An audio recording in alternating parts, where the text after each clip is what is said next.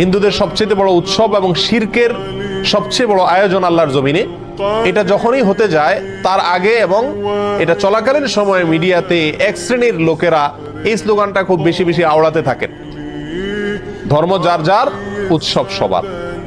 বড় আশ্চর্য লাগে, বিষয়টা যখন ধর্মীয় তাহলে এটার ব্যাখ্যা দিবে তো ধর্মীয় ব্যক্তিবর্গরা, কিন্তু ধর্মীয় বিষয়ে ব্যাখ্যা দিতে আসছেন রাজনীতিকরা, ধর্মীয় বিষয়ে ব্যাখ্যা দিতে আসছেন বুদ্ধিজীবীরা, যাদের ধর্ম সম্পর্কে কোনো ধারণাই নাই।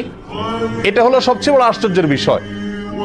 একজন মুসলিমের জন্য হিন্দুদের দুর্গাপূজাতে কোনোভাবে অংশগ্রহণ করা জায়েজ কিনা, অনুমোদিত কিনা, এ বিষয়টি তো সিদ্ধান্ত দিবে ধর্ম বিশেষজ্ঞগণ, উলামা একরাম, কারণ বিষয়টা ধর্মীয়।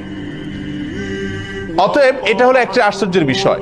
দ্বিতীয়ত হলো, এই স্লোগানটার মতো অন্তঃসার শূন্য, অযৌক্তিক এবং হাস্যকর আর কোনো স্লোগান হতে পারে না। এই স্লোগান যদি যৌক্তিক হতো, এটার যদি অন্তঃসার থাকতো, তাহলে তো এই স্লোগান মুসলমানদের ঈদের সময়, উৎসবের সময়ও আসতো। বলা হতো, হিন্দুদেরকে আহ্বান করা হতো, তোমরাও আসো, দোনো ঈদে অংশগ্রহণ করো।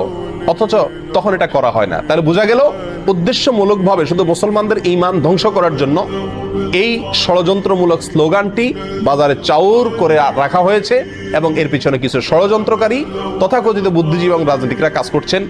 আমরা সকলেই জানি, কোরবানিদের সময় পাক ভারত উপমহাদেশের মানুষ সবচেয়ে বেশি পরিমাণে কোরবানি করে গরু। যদিও গরু ছাড়া অন্যান্য পশু কোরবানি করা যেতে পারে, যেহেতু মুসলমানদের কাছে গরু খাওয়া হালাল, বিধায় গরু কোরবানি করে আমাদের দেশের মানুষ বেশিরভাগ ক্ষেত্রে। আর এই জন্য কোরবানিদের মানুষ বলে অনেকে বকরা ঈদ। বাকারা শব্দ, বাকারা আরবি, বাকারা মানে গরু, সেখান থেকে বাকরা ঈদ বলে বা বকরি ঈদ বলে। বাকারা বা বকরি আরবি গরু থেকে, তার মানে গরুর ঈদ। ঈদটাই হলো গরু জবাই করা, গরুর গোশত খাওয়া, বিতরণ করার উৎসব।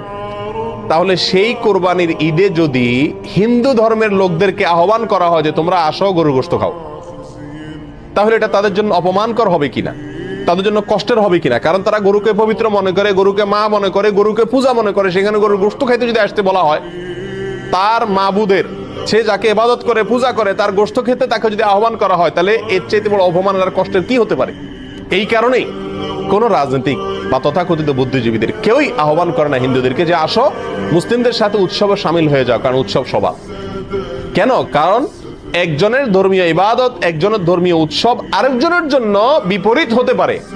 একজন মুসলিম, নগণ্য থেকে নগণ্য, সাধারণ থেকে সাধারণ মুসলিমও জানেন যে ইন্না শিরকা লাযুলমুন আযীম, নিঃসন্দেহে শিরক, নিশ্চয়ই শিরক, এটা সবচেয়ে বড় অপরাধ। ইন্নাল্লাহা লা ইয়াগফিরু আন ইউশরাকা বিহি ওয়া ইয়াগফিরু মা দুনা যালিকা লিমান ইয়াশা। আল্লাহ সুবহানাহু ওয়া তাআলা তার সঙ্গে শিরক করলে এটা মাফ করেন না, আর শিরক ছাড়া অন্য যে কোনো গুনাহ আল্লাহ চাইলে যার জন্য ইচ্ছা তার জন্য কি করতে পারেন? ক্ষমা